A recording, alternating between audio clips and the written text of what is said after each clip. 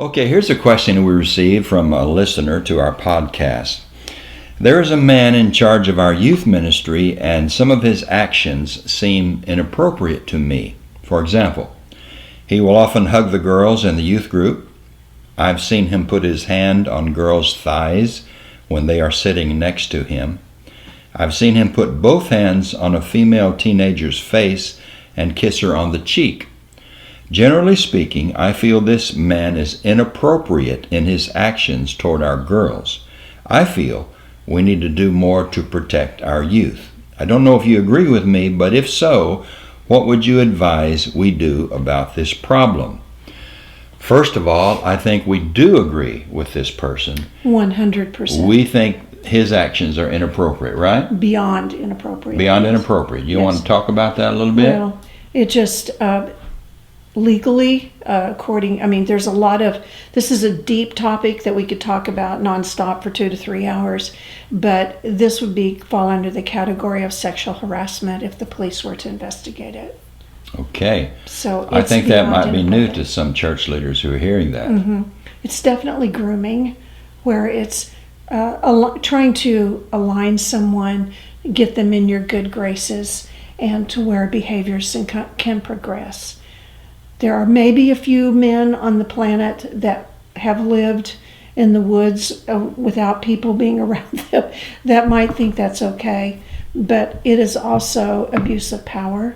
He has all the power in that situation. She's just a young girl, and he's taking advantage of his position by inserting himself into an intimate place with her. Okay. So it's at the very minimum grooming, but it also falls under sexual harassment if you're to bring law enforcement. So we agree it's inappropriate behavior. Where should this person go from here? What would you advise? First, I just want to say to this person that wrote to us, thank you for saying, is this okay? Because it's not. And you have established yourself as a champion of children and teenagers, and we've had far too few of those through the years. The first place is not to send this teenager or for her parents to just go and talk to this youth leader. No. And by the way, I would not encourage you to go to this person first and express your concerns. I mean, I've heard this, Matthew chapter 18. Well, go talk to this person first, and if he won't listen to you, go to 2 or 3 others, and then if he won't listen to them, take it to the church. No.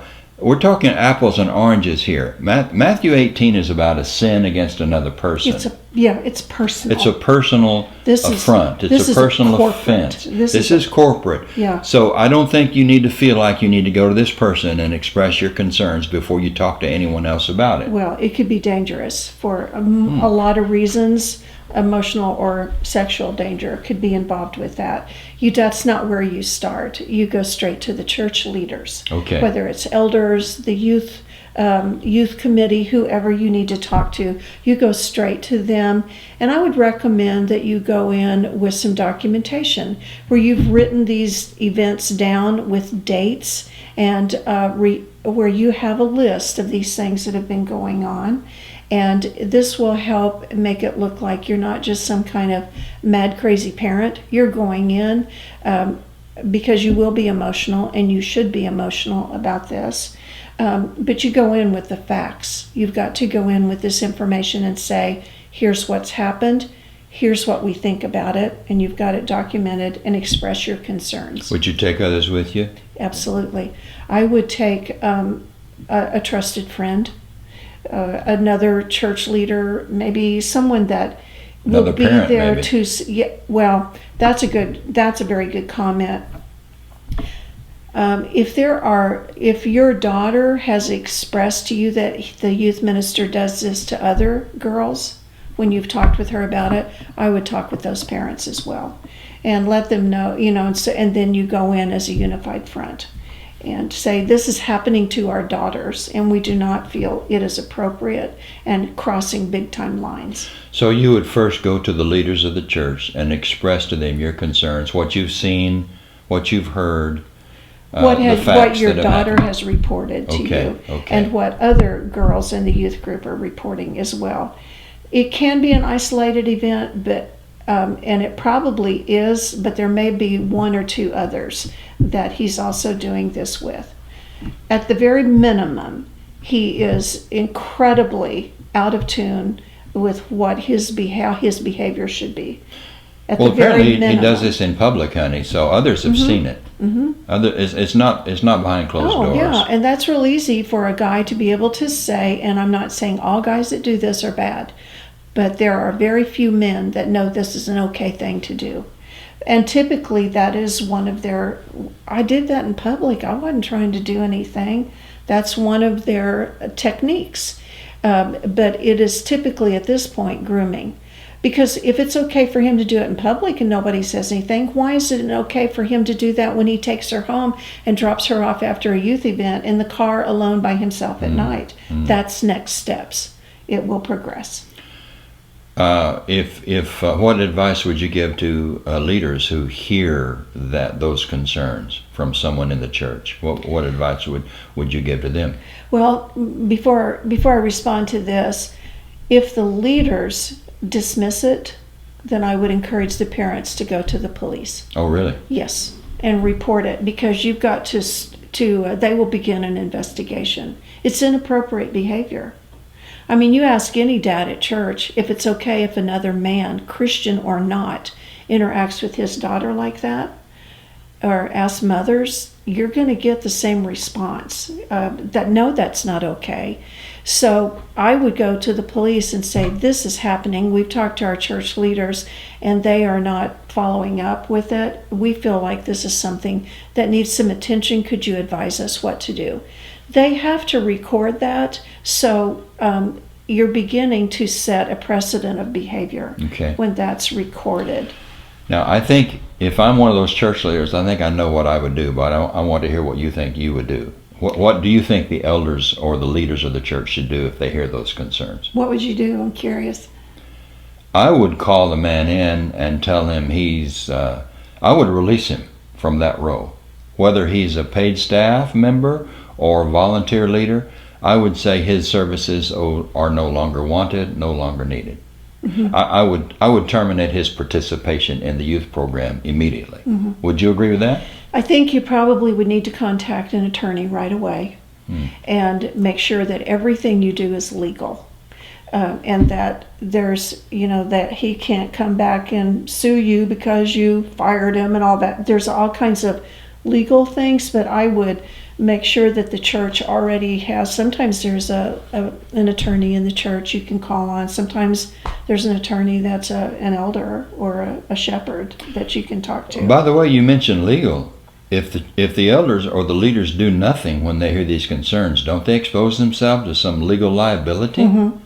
I didn't want to mention that first because sometimes it takes conversations about lawsuits and liability and being sued to get people's attention. And it's the least of our concerns. What we should always be concerned about are our children safe when they come to church. Have we done everything that we can do to make sure the people that are working with our children and teaching them about Jesus are safe people? And there is so much that should be preemptive of all of this. Like what? Go back to the job descriptions that we've talked about over and over. Not only should youth ministers, which includes volunteers, because volunteers should have the elder approval if they go into such an important role like that. There should always be a job description of what they're supposed to do and always a description of their behavior and interaction. What's good, bad, and ugly, what is appropriate and what is inappropriate. It needs to be spelled out. Sometimes guys, girls too, sometimes they have good hearts, good intentions, and they get in trouble because they didn't realize they could get in trouble once they got in this place. We want to really care about the people that we're putting in these sensitive positions. We need to vet them. We need to do background checks. Everybody that works with our young people. You would even vet volunteers? Absolutely. Absolutely. We need to know if they get along with them and how they work with them and what they think about physical contact and what they would do if someone showed up on their doorstep at night and they're a single man. What would they do? We need to help. Do we love people enough to help protect them, and make sure that they're going to be okay? And I think that we just need to always do background checks on our people, especially that are working with paid staff children. and volunteers. Yes, absolutely. There are online courses that people can take that help, that a church says you have to go through this course and pass it before you can, before you can teach. And it's courses that talk about, safe ways to take a child to the bathroom. There's ways that you do it and you don't do it. And there can be no confusion over what's going on, and that there was anything of impropriety that was happening. Don't we want that? Because I can guarantee you that if you have people in your community that are looking for a place to call a church home, and they've got kids, one of the first places they're going to look at the children's program. They're going to see if they're safe. They're going to see if people from the parking lot have access to the children's wing and those doors aren't locked. They're going to see if people are roaming in and out all the time and just looking in and watching classes with their coffee. They're going to see how those kids are released to their parents or a brother or just somebody that says, hey, I'm going to pick them up. They're going to check and see how clean the place is and if there's furniture that's broken that could hurt their child. Don't we want this? Don't we want to be, in this day and age, people that are way above board? Sure. And that we can say, here's what goes on when you bring your child here. Yeah. And they know that you really care about children if you're going to protect them. You're really passionate about this. Well, I really am, because I don't think people realize the prevalence of it. Yeah. You cannot believe how much sexual abuse has gone on in churches and how it's covered up for years. And it's not until lawsuits are threatened and laws have been passed and the police get involved that church leaders have started to say, well, maybe we better do something different. And it ruins the young adults that get involved in this, because these are representatives of not just grown adults, but people that are representing God. So their faith gets torched from the very beginning. So can we just summarize and say, we agree this is inappropriate behavior. We think the best thing to do is to take this concern to the leaders of the church. And we are expecting the person who is involved in this inappropriate behavior to be terminated or to no longer be allowed to participate in this youth program. Yeah, right in that place in there, the leaders need to talk to an attorney to see how to go about terminating or suspending. It's different laws in different states, Okay. but to see how to terminate or suspend and what documentation needs to be in place.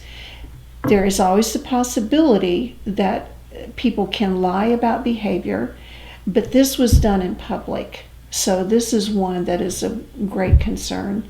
And at the very minimum, he needs to be suspended and no longer around any of the kids for a while, but more than likely terminated. Okay. But we also have to love this guy too. Mm-hmm. And we have to see if there is possibility for redemption. Mm-hmm. But he's already demonstrated that he's on a very serious path. And that this behavior is in public, and so there's more than meets the eye with this situation. Good. So Okay. we got to protect the children, and if possible, and so we do everything on the front end. So hopefully this doesn't happen, and then if it does, we have to legally follow through the right steps. Attorneys will need to be involved, but the children must be protected. Keep the children safe. We got to protect our babies. There's our priority. Nobody Keep the in the children world safe. is going to. The church must. We hope this answer has helped the person who gave us this situation. I think our answer may have raised a lot of other questions that people may have. Sure. And if you have a question about anything that we've said, please feel free to send it to us, and we'll try to elaborate and explain better as we need to. But any closing thoughts on this? No. Just, All right. other than never water water a concern like this down. Never water it Just down. don't water it Never down. sweep it under the rug. No. Never cover it up. No. And for many, many years, in multiple denominations, a guy might be fired, and then he'll just go to another church and re-victimize. Too often in the church, we have re-victimized the victim and protected the perpetrator. Mm. And that has to stop. Mm. Has to Okay. stop. All right. That's it for now. Thank you.